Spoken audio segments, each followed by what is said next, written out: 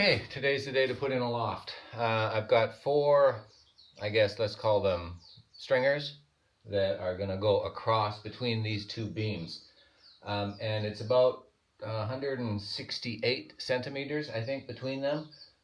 And I need probably 2 meters if it's going to be a sleepable loft. So I'm going to do the runners in, and that'll be the support. And then over top of them, I will put some plywood, and the plywood will come out, will stick a little bit out this side. I'll pretty it up somehow. And that'll be essentially just, 6.5 foot long sleeping area. I'm using some offcuts and scraps for this, and a couple of these pieces are pretty old and dodgy. This one's got a little bit of rot in it. It came from my deck in my 22-year-old house, and so it was 20 years on the deck, under the deck actually. It was one of the supporting rafters. This one is a remnant from the tiny house build, so it's going to be fairly cured cedar. It's already a year old, so I'll get these into shape, cut them to length, cut them to spec.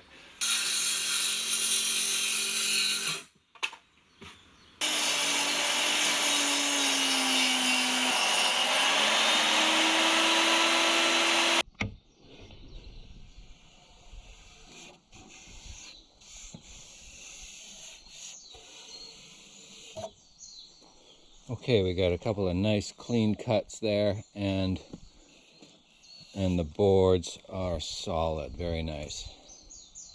Well, I'm wondering if 3 2-inch boards might be enough. They're 2 inches. They're all solid good wood. These 3 I chose are solid good wood, so maybe they're enough.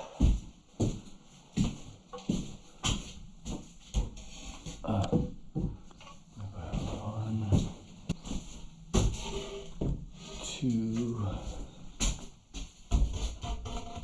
3. Oh yeah, that's going to be plenty.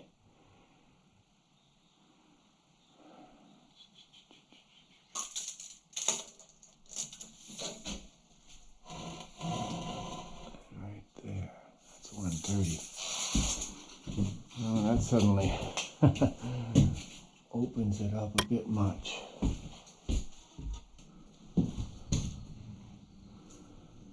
That's a big gap right there. Don't like it.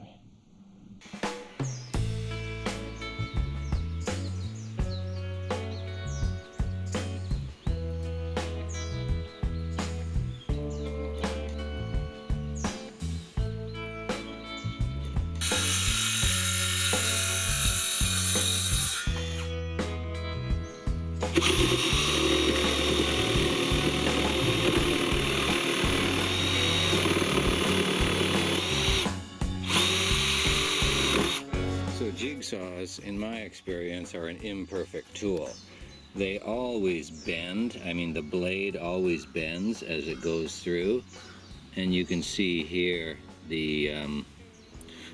I've got some chisel work ahead of me to make this a nice flat and flush plane. The same on this side. When you sneak up on it like that, you can see very clearly how out of plane it is. Okay, first one done, but it's not cleaned up yet. I'll get the other 2 done, and I'll take them inside. Okay, I did a 4th one. I guilted myself into it. Sometimes with these tasks, it's the mental piece that's the most difficult. The task itself doesn't take very long. You just got to get your head into it. I'm going to take a part of the tenon off. I'm going to leave a full, it's not really an inch, but my Japanese tape measure says it's 1 unit. We'll call it an inch. I'm going to leave a full inch on the top of the tenon, take off the remainder, and do that for all 4 boards, all 8 joints, and then we'll have we'll have the lap of the step lap. We'll put it in there.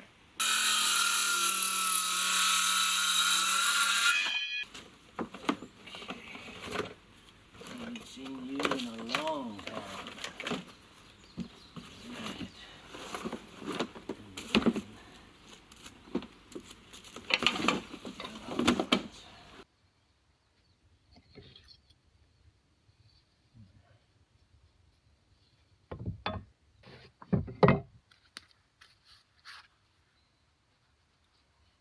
have to use this one. Might.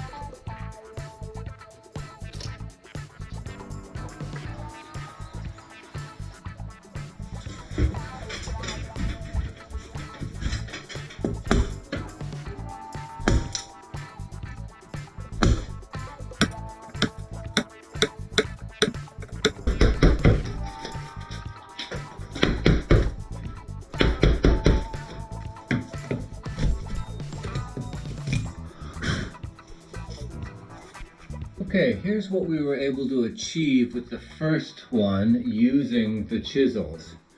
And it's pretty good, a little bit loose on this side, and we had some tear out on the edge, but it's flush, it's flush with the beam. And it definitely is not going anywhere. It is tight in there with this dovetail. Okay, so we've got the one done with the chisels, and I'm going to go to the router now. And one of the first things I'm going to do is outline the actual dovetail from the runner beam that I'm going to use, that I'm going to put in here. So I've drawn that outline. I'm going to come back with the chisel and just cut the fiber so that we don't have a lot of tear out, and then come back with the router and route down to the depth of the dovetail tenon itself.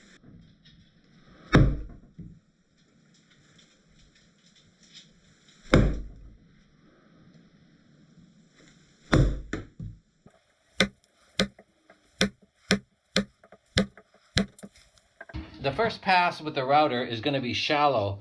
The bit is only the depth of about half of the tenon. I just want to, of course, just take out a little bit at a time. And then I'll take the router outside, measure it against the tenon for the second pass, and perhaps hog out the rest of it.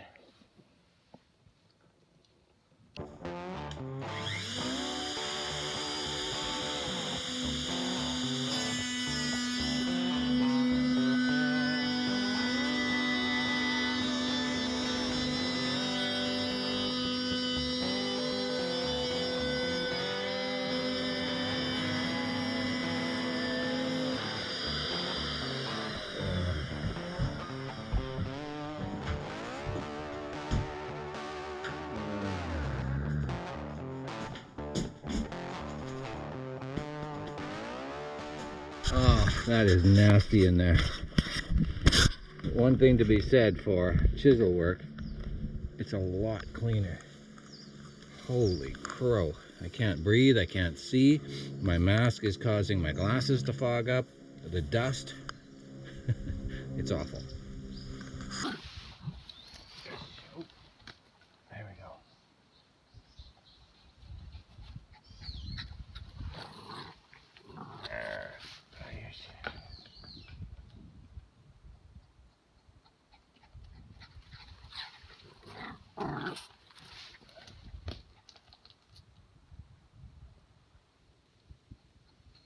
Good girl, V-Chan. Good girl. Take a break.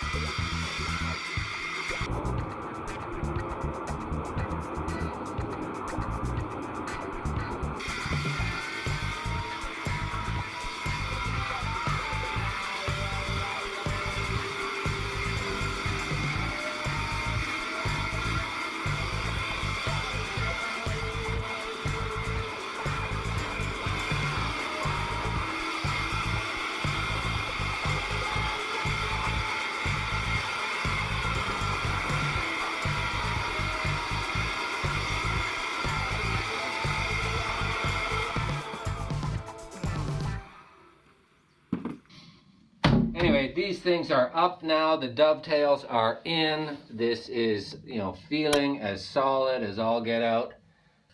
I'll put some 1/2-inch plywood over top.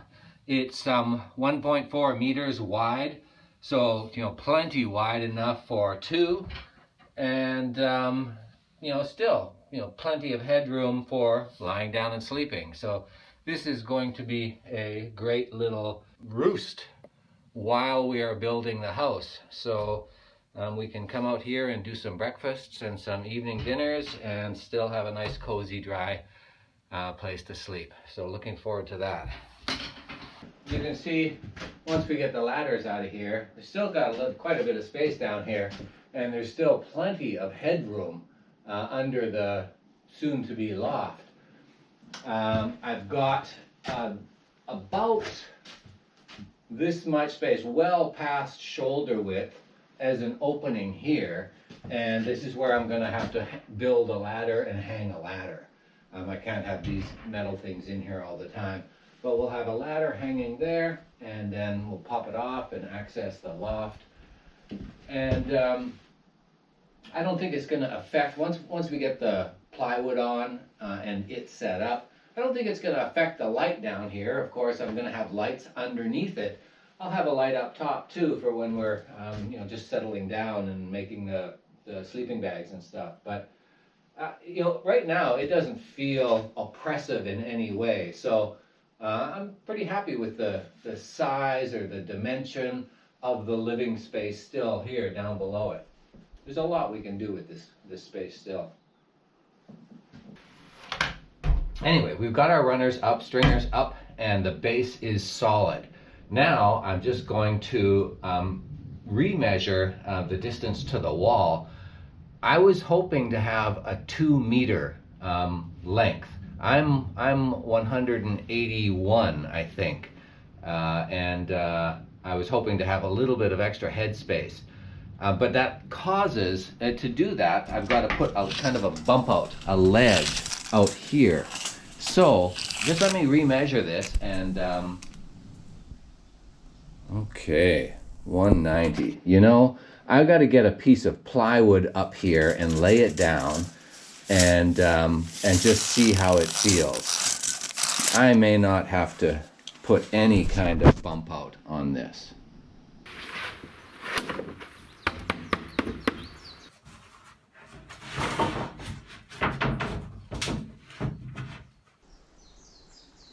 Okay, well, I don't have to extend it any further then.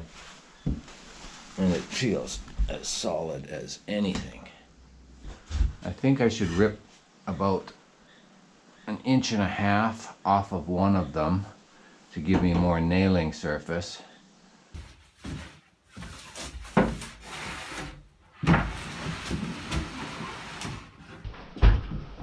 Okay, there it is.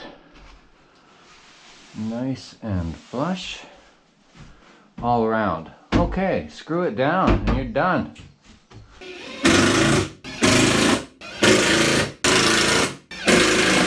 That's it. There, we're done. Okay, folks, we got the loft in. Now, what are the tweaks that have to be made yet? First and foremost, we need a ladder, okay?